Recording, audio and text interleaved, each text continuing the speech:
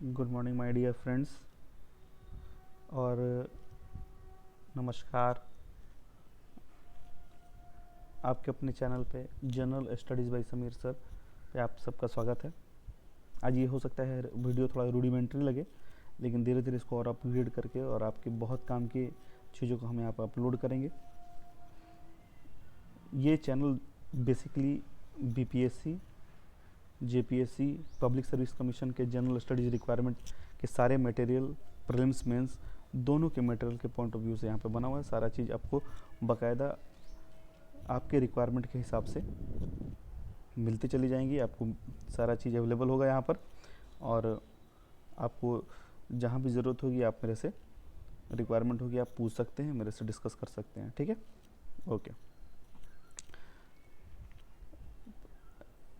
आज उस कड़ी में पहला टॉपिक मैं उठा रहा हूँ लाइफ साइंस का, और लाइफ साइंस में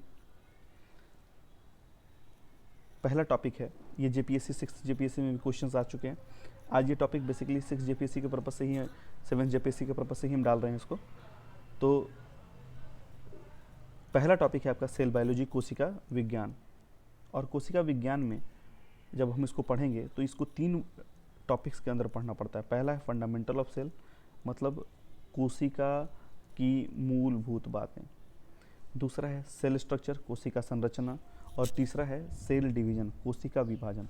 एक बात और बता दूं, पूरे मटेरियल को मैं बाइलिंगुअल रखूँगा थ्रू आउट, जितना भी वीडियो जाएगा, ताकि मेरे जितने भी स्टूडेंट होंगे, चाहे हिंदी मीडियम के हों चाहे इंग्लिश मीडियम के हों, उनको कहीं कोई दिक्कत ना हो। सारा मटेरियल बाइलिंगुअल रहेगा और डिस्कशन हम बाइलिंगुअल फॉर्म में ही देंगे सारी चीज़ का। ठीक है, तो आज सेल बायोलॉजी का, कोशिका विज्ञान का पहला जो टॉपिक है फंडामेंटल ऑफ सेल, मतलब कि कोशिका की मूलभूत बातें, उस पर थोड़ा सा हम डिस्कस करेंगे। देखिए, जेपीएससी की अगर 6 जेपीएससी की बात करें तो आपने देखा है कि उसमें 20 क्वेश्चन मेंस में भी ऑब्जेक्टिव टाइप का है। ऑब्जेक्टिव में तो इसकी रिक्वायरमेंट है ही है, यहाँ से क्वेश्चंस आएंगे ही आएंगे। साथ साथ मेंस में भी 20 क्वेश्चन ऑब्जेक्टिव आ रहे हैं, तो कुछ फैक्ट्स को हमेशा हम ऐड करते चलेंगे। जो लोग अदर पीसीएस दे रहे हैं, चाहे छत्तीसगढ़ का सीजीपीसीएस दे रहे हैं, या फिर यूपीपीसीएससी दे रहे हैं, या फिर बीपीएससी दे रहे हैं, तो वहाँ भी साइंस की अच्छी खासी मात्रा आती है। आपने देखा बीपीएससी में अभी जो 65th बीपीएससी है उसमें 20 से क्वेश्चन 30 कर दिया गया है साइंस का। तो वहाँ के लिए भी कुछ फैक्ट्स आपके लिए ज़रूरी है। तो फैक्ट्स का आकलन हर एक वीडियो में इनिशियल में रहेगा, उसके बाद उसको मेंस और आपके प्रीलिम्स दोनों के बेसिस पे हम लोग स्टार्ट करेंगे। तो पहला फैक्ट्स अगर बात कर लें सेल में, तो पहला चीज़ जो बार बार पूछा है कि कोशिका के अध्ययन को क्या कहते हैं। The study of cell is called, तो study of cell is called cytology. कोशिका के अध्ययन को हम लोग साइटोलॉजी कहते हैं, कोशिका विज्ञान कहते हैं। और दूसरी बात कि फादर ऑफ साइटोलॉजी किसको कहा गया है, तो father of cytology is Robert Hooke. Robert Hooke को फादर ऑफ साइटोलॉजी कहा जाता है। ठीक है, अभी क्यों कहा जाता है भाई, क्योंकि रॉबर्ट हुक साहब ने, आगे इसको हम लोगों ने इंक्लूड किया है, रॉबर्ट हुक साहब ने सबसे पहले कोशिका शब्द ईजाद किया था। उन्होंने कहा था, पहली बार उन्होंने पादप कोशिकाओं में, प्लांट में कॉर्क के अंदर एक स्पेस, रिक्त स्थान देखा था, और उसको उन्होंने कहा था कि ये कोशिका यानी सेल है। ठीक है, तो रॉबर्ट हुक साहब को कोशिका विज्ञान का जनक कहा जाता है। ठीक है, फर्स्ट लिविंग सेल किसने देखा था, तो फर्स्ट लिविंग सेल देखा था एंटोनी लेवेनहुक ने। एंटोनी लेवेनहुक साहब जो थे रॉबर्ट हुक साहब के बाद आए थे, और इन्होंने सबसे पहले जीवित कोशिका को देखा था। दूसरा क्वेश्चन यही आया कि कौन सी जीवित कोशिका को सबसे पहले देखा था उन्होंने, तो सबसे पहले उन्होंने जिस जीवित कोशिका को देखा था उसका नाम है स्पर्म सेल, मतलब बीज कोशिकाएं। The term cell was coined by, अभी जो हमने बात की थी कि सबसे पहले टर्म जो है कोशिका, ये किसको ने दिया था, रॉबर्ट हुक साहब ने दिया था, और कहाँ देखा था, उन्होंने कॉर्क में देखा था। ठीक है, अब कुछ और फैक्ट्स, एकदम से crude facts. Longest cell is, सबसे लंबी कोशिकाएं कौन सी होती हैं, देखिए सबसे लंबी कोशिकाएं होती हैं न्यूरॉन सेल्स, तंत्रिका कोशिकाएं। और बिगेस्ट कह लीजिए या लार्जेस्ट कह लीजिए, लार्जेस्ट सेल कौन सी होती है, ऑस्ट्रिच एग। देखिए दोनों में अंतर है, तो लार्जेस्ट सेल जो होते हैं, बिगेस्ट सेल है ऑस्ट्रिच एग, मतलब शुतुरमुर्ग का अंडा। और सबसे लंबी कोशिकाएं जो हैं वो क्या है, न्यूरॉन सेल्स है। ठीक है, द स्मॉलेस्ट सेल इज, सबसे छोटी कोशिकाएं कौन सी हैं, तो इसको हम लोग कहते हैं माइकोप्लाज्मा या PPLO, pleuro pneumonia like organism. ठीक है, नेक्स्ट पॉइंट जो है कि सेल थ्योरी, देखिए कोशिका सिद्धांत एक सिद्धांत है जिसको दो अलग अलग लोगों ने, एक का नाम था सेल्डन, एक का नाम था स्वैन। उन्होंने भाई कुछ सिद्धांत के आधार पर कहा कि कोशिकाओं का निर्माण, उसकी उपस्थिति कुछ एक निश्चित सिद्धांत के आधार पर हुई और उन्होंने उसको मिलाकर एक फॉर्म दिया जिसको उन्होंने कहा कोशिका सिद्धांत। तो सेल थ्योरी दिया गया था किसके द्वारा? सेल्डन एंड स्वैन द्वारा। और इस सेल थ्योरी में क्या कहा गया है उसको हम लोग देखते हैं। तो इस सेल थ्योरी में सबसे पहले उन्होंने कहा कि all living organism are made up of cell और सेल प्रोडक्ट। सभी जीवित कोशिकाएं कोशिका और कोशिका के उत्पादों से बनी हुई हैं। किससे बनी हैं? कोशिका और कोशिका के उत्पाद से।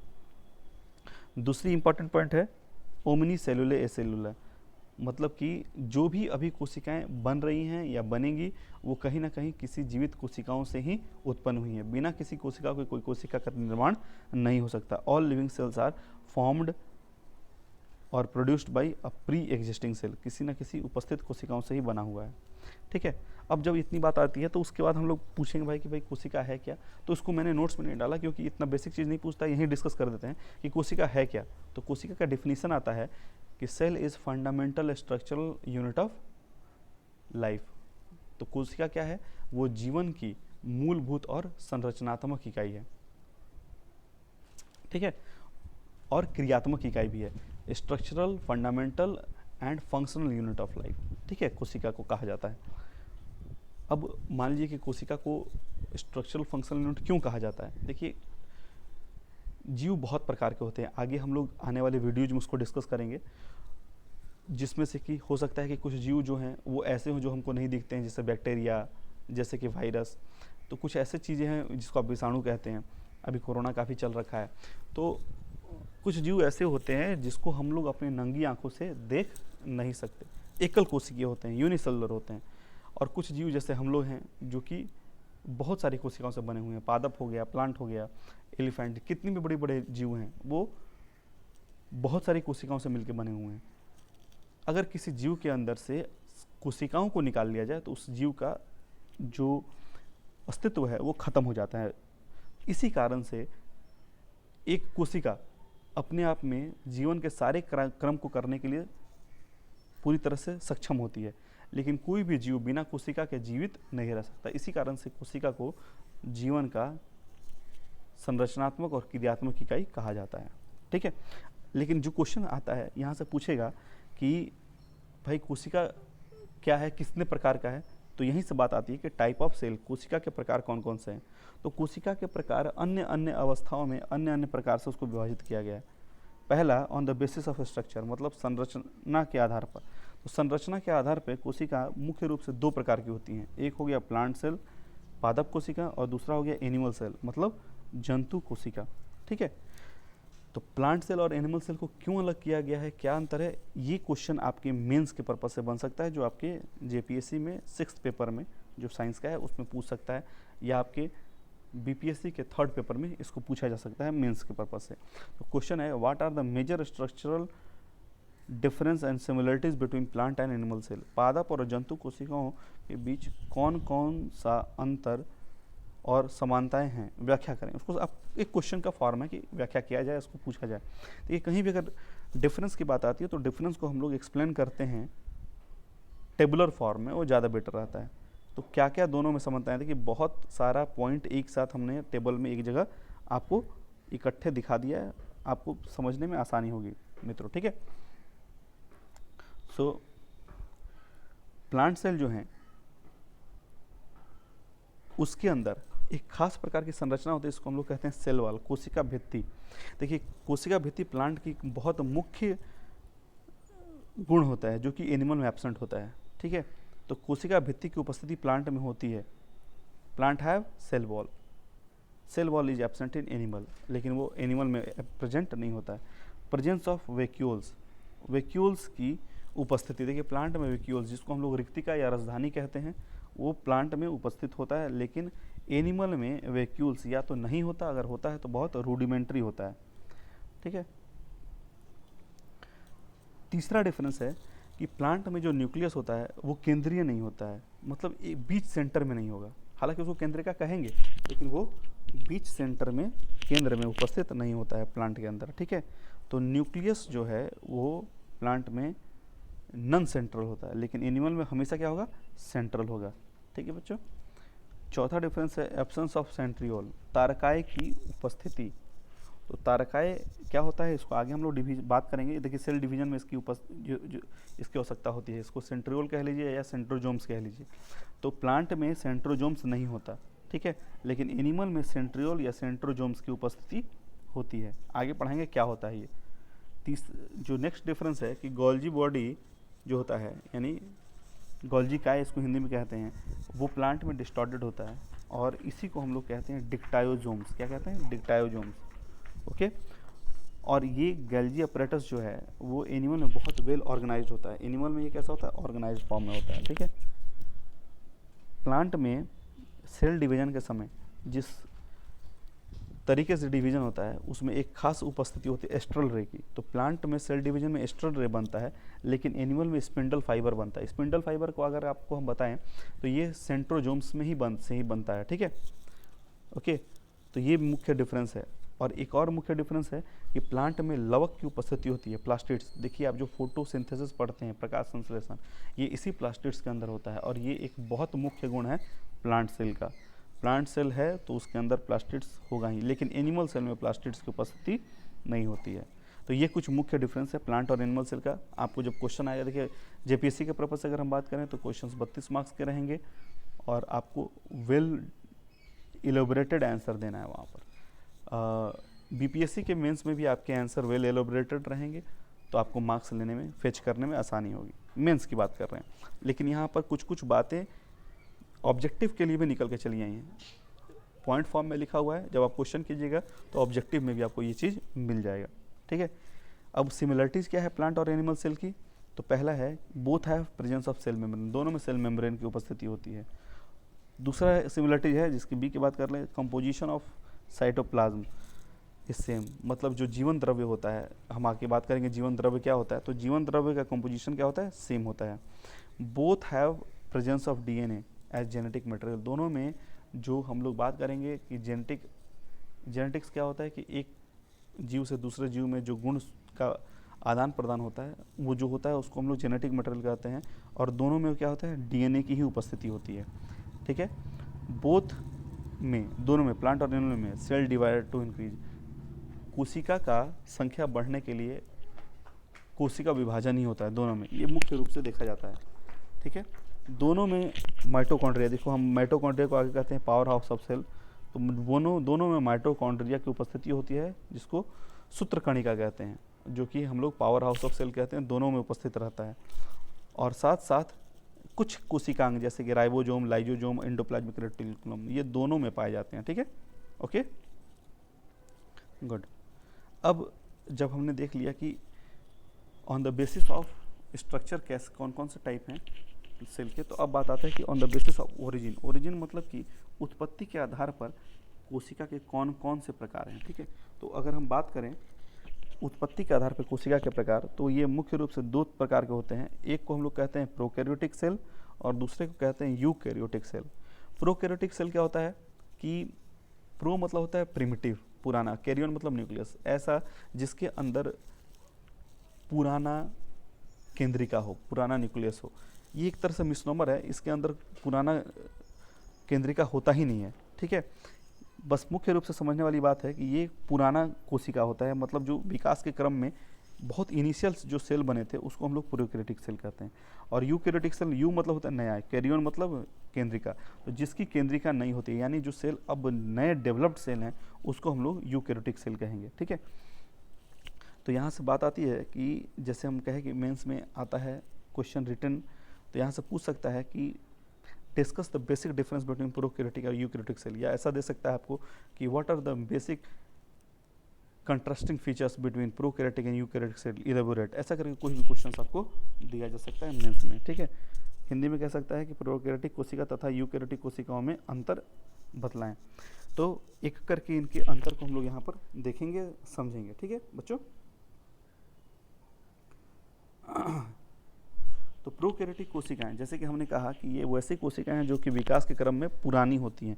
अब देखिए जिस कोशिका के अंदर जो भी चीज़ बनेगा उसके अंदर कोई झिल्ली ही नहीं बनेगी, तो उसके केंद्र के ऊपर भी कोई झिल्ली नहीं रह पाएगी। अब मान लो एक रूम बना रहे हैं हम, अगर रूम के ऊपर अगल बगल दीवार ही ना हो तो उस रूम के स्ट्रक्चर को हम लोग वैलिड मानेंगे? नहीं मान सकते।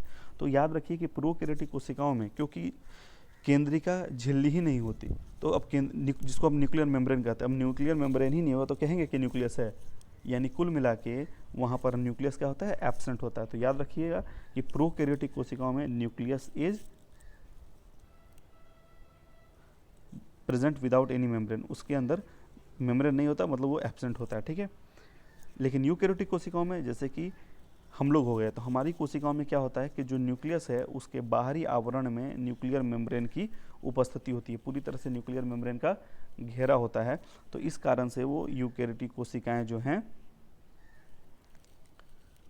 उसके अंदर केंद्रिका उपस्थित होता है, ठीक है। दूसरी बात कि प्रोकैरियोटिक कोशिकाएं, देखिए विकास के क्रम में क्योंकि पुरानी कोशिकाएं हैं तो ये कैसी होंगी? छोटी। कोई भी चीज़ छोटा से बड़ा होता है, तो प्रोकैरियोटिक कोशिकाएं आकार में छोटी होती हैं, लेकिन यूकैरियोटिक कोशिकाएं प्रोकैरियोटिक कोशिकाओं के कंपैरिजन में ज़्यादा बड़ा होता है। तीसरा, absence of membrane bound cell organ. अभी हमने बोला आपको कि प्रोकैरियोटिक कोशिकाओं में जो सिर्फ सेल मेम्ब्रेन प्रेजेंट होता है, उसके अलावा उसके अंदर जो भी कोशिकांग होंगे उसके अंदर कोई मेम्ब्रेन नहीं होगा। लेकिन यूकैरियोटिक कोशिकाओं में जो कोशिकांग होंगे जैसे कि माइटोकॉन्ड्रिया, प्लास्टिड, गोल्जी बॉडी, तो इनके ऊपर वैक्यूल्स, इनके ऊपर मेम्ब्रेन की उपस्थिति होती है। अगर नहीं होगा तो ऐसे कोशिकांग बन ही नहीं पाएंगे। तो यूकैरियोटिक कोशिकाओं में वैसे कोशिकांग जिनके अंदर ऊपर आवरण उपस्थित होता है, झिल्लिका उपस्थित होती है, वो रहेंगे, लेकिन प्रोकैरियोटिक कोशिकाओं में वैसे कोशिकांग नहीं रहेंगे। मतलब प्रोकैरियोटिक कोशिकाओं में माइटोकॉन्ड्रिया नहीं होगा, प्लास्टिड्स नहीं होंगे, गोल्जी बॉडी नहीं होगा, ठीक है। चौथा डिफरेंस है the DNA strand is single stranded और सर्कुलर। देखिए प्रोकैरियोटिक कोशिकाओं में जो डीएनए होगा वो कैसा होगा? Single stranded. सिंगल और डबल स्ट्रैंडेड क्या होता है, इसकी बात जब हम लोग जेनेटिक्स पढ़ेंगे तो आपको बताएंगे। अभी बस यही जान लीजिए कि यहाँ पर डीएनए कैसा होता है? सिंगल स्ट्रैंडेड होता है या सर्कुलर, गोला होता है, जिसको हम लोग प्लाज्मिड्स भी कहते हैं। लेकिन यूकैरियोटिक कोशिकाओं में डीएनए स्ट्रैंड कैसा होता है? ये डबल स्ट्रैंडेड होता है, ये डबल हेलिकल स्ट्रक्चर होता है। डबल हेलिकल स्ट्रक्चर जिसको वाटसन और क्रिक ने दिया था, इसको नेक्स्ट क्लास में हम लोग जब जेनेटिक्स पढ़ेंगे आगे की क्लास में तब हम लोग बात करेंगे, ठीक है। ई है the DNA does not have histone protein. जो डीएनए है प्रोकैरियोटिक कोशिकाओं की, उसमें हिस्टोन एक तरह का प्रोटीन है, ऑक्टामर प्रोटीन है, स्ट्रक्चरल प्रोटीन है जो संरचना प्रदान करने का काम करता है। तो प्रोकैरियोटिक कोशिकाएं, क्योंकि पुरानी कोशिकाएं हैं, अभी उसको पता ही नहीं है कि संरचना कैसे क्या, तो वहाँ पर डीएनए में हिस्टोन प्रोटीन की उपस्थिति नहीं होती है। लेकिन यूकैरियोटिक कोशिकाओं के डीएनए में हिस्टोन प्रोटीन की उपस्थिति होती है। देखिए इसका एग्जाम्पल काफ़ी इंपॉर्टेंट है जो हमारे पीटी में पूछ चुका है कि प्रोकैरियोटिक कोशिकाएं जो हैं उसके अंदर कौन कौन सा आता है? बैक्टीरिया और माइकोप्लाज्मा। जब हम आपको क्लासिफिकेशन, वर्गीकरण पढ़ाएंगे तो वर्गीकरण पढ़ाते समय आपको हम बतलाएंगे कि 5 जगत का वर्गीकरण होता है, 5 किंगडम क्लासिफिकेशन। उसमें एक जगत होता है पहला मोनेरा, उसी में बैक्टीरिया होता है। तो मोनेरा सिर्फ और सिर्फ प्रोकैरियोटिक कोशिकाओं को ही रखा गया वहाँ पर, ठीक है। उसके अलावा जितने भी जीव हैं, चाहे वो प्रोटिस्टा हो, फंगस हो, प्लांट हो, एनिमल है, ये सारे क्या हैं? ऑल आर यूकैरियोटिक, ठीक है। प्रोकैरियोटिक के अंदर सिर्फ बैक्टीरिया और माइकोप्लाज्मा आता है बच्चों, ठीक है। अब cell type on the basis of function, मतलब कार्य प्रणाली के आधार पर कोशिका के प्रकार। देखिए बहुत मज़ेदार चीज़ है। देखिए कार्य प्रणाली के आधार पर कोशिका 2 प्रकार की होती है। एक को हम लोग कहते हैं सोमैटिक सेल, मतलब कि कायिक कोशिका, और एक को कहते हैं जर्म सेल यानी प्रजनन कोशिका, ठीक है। देखिए जो कोशिका प्रजनन में मदद करे, मुख्य रूप से देखिए आप जानते हैं मेल में स्पर्म होता है और फीमेल में ओवम, जिसको अंड कहते हैं। इसके अलावा हमारे बॉडी में अन्य जितनी भी कोशिकाएं होती हैं जो हमारी संरचना का निर्माण करती हैं, उसको हम लोग सोमैटिक सेल्स कहते हैं, कायिक कोशिका कहते हैं, ठीक है। तब यहाँ से क्वेश्चन बनता है what is the difference between somatic cell and germ cell, मतलब कायिक कोशिका और प्रजनन कोशिका के बीच में क्या अंतर है। तो सोमैटिक सेल और जर्म सेल के बीच में क्या अंतर है मुख्य? तो पहली बात, और सोमैटिक सेल की अगर बात कर लें कि जो हमारे बॉडी में स्पर्म और ओवम को छोड़ के बाकी जितना भी सेल है, चाहे स्किन है, आई है, किडनी है, आरबीसी है, ये सारी क्या हैं? सोमेटिक सेल्स हैं। जर्म सेल्स के हैं स्पर्म और ओवम, ठीक है। दूसरी इंपॉर्टेंट बात कि ये बहुत इंपॉर्टेंट डिफरेंस है कि जो सोमेटिक सेल्स होते हैं, कई कोशिकाएं होती हैं, उनमें जो गुणसूत्र की संख्या होती है वो डिप्लॉयड होती है, द्विगुणित होती है, ठीक है। तो अब ये द्विगुणित क्या होती है, इसकी बात हम लोग तब करेंगे जब हम आपको जेनेटिक्स पढ़ाएंगे, ठीक है। मतलब यहाँ पे देखिए कोई भी चीज़ जोड़े में होगा सोमेटिक सेल के अंदर, लेकिन जो जेनेटिक सेल्स होंगे यानी रिप्रोडक्टिव सेल्स होंगे, उसके अंदर ये कैसे होंगे, सिंगल सिंगल होंगे, ठीक है। ये द्विगुणित नहीं होंगे। तो क्या होते हैं, this cells are always haploid, मतलब स्पर्म और ओवम में जो गुणसूत्र होते हैं इसकी संख्या क्या होती है, आधी होती है, ठीक है बच्चों। अब सोमेटिक सेल क्या है, ये जब भी बनेंगे तो एक प्रकार का डिवीजन होता है, उसको हम लोग कहते हैं सेल डिवीजन। हम पढ़ाएंगे तो आपको बताएंगे माइटोसिस मियोसिस क्या होता है। तो कायिक कोशिकाएं जब भी बनती हैं तो माइटोसिस की क्रिया द्वारा, मतलब समसूत्री विभाजन के द्वारा बनती हैं। समसूत्री विभाजन क्या होता है आगे पढ़ेंगे, बस अभी सुन लीजिए। तो समसूत्री विभाजन के द्वारा कायिक कोशिका बनती हैं, लेकिन जो जनन कोशिकाएं होती हैं, प्रजनन कोशिकाएं होती हैं, उसमें हम लोग देखते हैं मियोसिस, मतलब अर्धसूत्री विभाजन, वहाँ चीज़ें आधी हो जाती हैं। इन दोनों के विभाजन से देखिए, अभी जेपीएससी में क्वेश्चन पूछ दिया कि मियोसिस में जो क्रम होता है, leptotene, zygotene, pachytene, diplotene, diakinesis, इसका क्रम आपको पहचानना था। तो जेपीएससी, छठी जेपीएससी के ऑब्जेक्टिव क्वेश्चन में तो ऐसे क्वेश्चन यहाँ पर से सेल से आपको हर एक एग्जाम में मिलते रहेंगे, यूपीएससी तक में मिलते रहेगा, ठीक है। चौथा जो डिफरेंस है कि जो कायिक कोशिकाएं होती हैं, जो अपने जनक कोशिकाओं से बनती हैं, एकदम उसके हूबहू बनती हैं। मतलब उसका जो जेनेटिक स्ट्रक्चर होता है, उसका पूरा का पूरा रूपरेखा अपने जनक कोशिकाओं जैसा होता है, एकदम जीरोक्स कॉपी होता है। इसी को कहते हैं क्लोन। तो सोमेटिक सेल्स है क्या है, वो अपने जनक कोशिकाओं का क्लोन है। लेकिन जो प्रजनन कोशिकाएं होती हैं, इनमें जो डीएनए होता है, उसमें क्योंकि पैकेटिन में जो गुण सूत्र होते हैं वो आपस में अपने गुण को एक दूसरे से बदलते हैं, जिसको हम लोग आगे पढ़ेंगे, आपको जेनेटिक्स पढ़ाते समय तो एक दूसरे से, या आपको जब हम सेल डिवीजन पढ़ाएंगे तब पढ़ेंगे, जब आपस में एक दूसरे से एक्सचेंज करते हैं तो उस एक्सचेंज के दौरान उनके जो जेनेटिक मेकअप है उनमें चेंज आता है अपने प्लांट के माने पेरेंट माने जनक कोशिकाओं से। यानी ये एग्जैक्ट अपने जनक कोशिकाओं का जेरोक्स कॉपी नहीं होते हैं। इसी कारण से जो आने वाली पीढ़ी है उसके अंदर परिवर्तन देखा जाता है, ठीक है। अभी इस पे बहुत कुछ डिस्कस करने लायक है, इसको हम लोग आगे एक एक करके जब हम और चैप्टर्स डिस्कस करते जाएंगे तो आपको इसके बेनिफिट्स को बताएंगे। नेक्स्ट है cell types on the basis of cell division, मतलब कोशिका विभाजन के आधार पर कोशिका के प्रकार। क्या क्या प्रकार हैं, देखिए क्या है ना कि कोशिका विभाजन होता है ताकि नई कोशिका बने, और इस आधार पर कोशिका तीन प्रकार की होती हैं। एक को कहते हैं अनडिफरेंशिएटेड सेल, विभाज्य कोशिकाएं। देखिए जब हम लोग बच्चा कोई पैदा होता है तो उसका पूरा शरीर कितना सॉफ्ट होता है, हड्डी वड्डी भी एकदम बहुत मुलायम होता है। कहते हैं कि अगर उस समय कुछ चोट लग जाए तो वो तुरंत भर जाता है।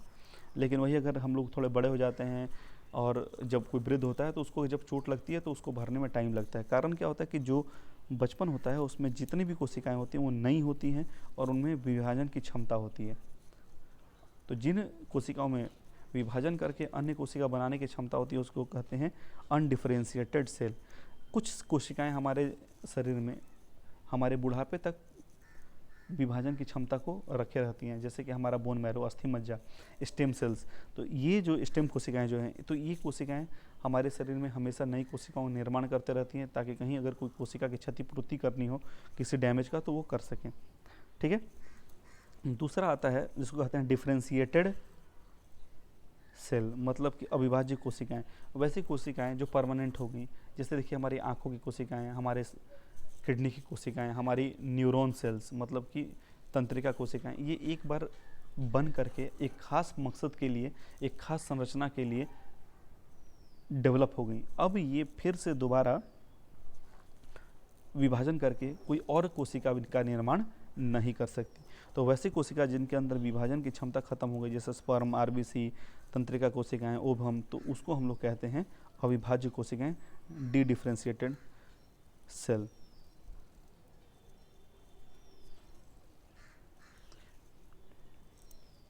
Sorry differentiated cell. और तीसरा है आपका डी डिफरेंशिएटेड सेल, मतलब कि पुनः विभाज्य कोशिकाएं, वैसी कोशिकाएं जो कि पहले तो डिफरेंशिएटेड थी, यानी उसके अंदर अब विभाजन की क्षमता नहीं थी, लेकिन जब वो आपस में एक दूसरे से मिलते हैं तो फिर से ऐसी कोशिका का निर्माण करते हैं जिसके अंदर पुनः विभाजन की क्षमता हो। जैसे देखिए स्पर्म और ओवम, बीज और अंड, ये एक तरह से डिफरेंशिएटेड सेल है, मतलब अविभाज्य कोशिकाएं हैं। अब आगे एक बार बन गए तो इसको और छोटे, इनमें विभाजन की क्षमता नहीं होती है, लेकिन जब निषेचन के दौरान, फर्टिलाइजेशन के दौरान आपस में फिर ये मिलते हैं तो भ्रूण जाइगोट का निर्माण करते हैं। स्पर्म और ओवम में डिवीजन की क्षमता नहीं थी, लेकिन जब हम बात करेंगे जाइगोट की तो उसके अंदर विभाजन की क्षमता संपूर्ण मौजूद होती है। क्लियर। और इस प्रकार की कोशिकाओं, देखिए भ्रूण से ही पूरा बच्चा बड़ा होता है, फिर वो बड़ा होकर 9 महीने गेस्टेशन पीरियड के बाद जन्म लेता है।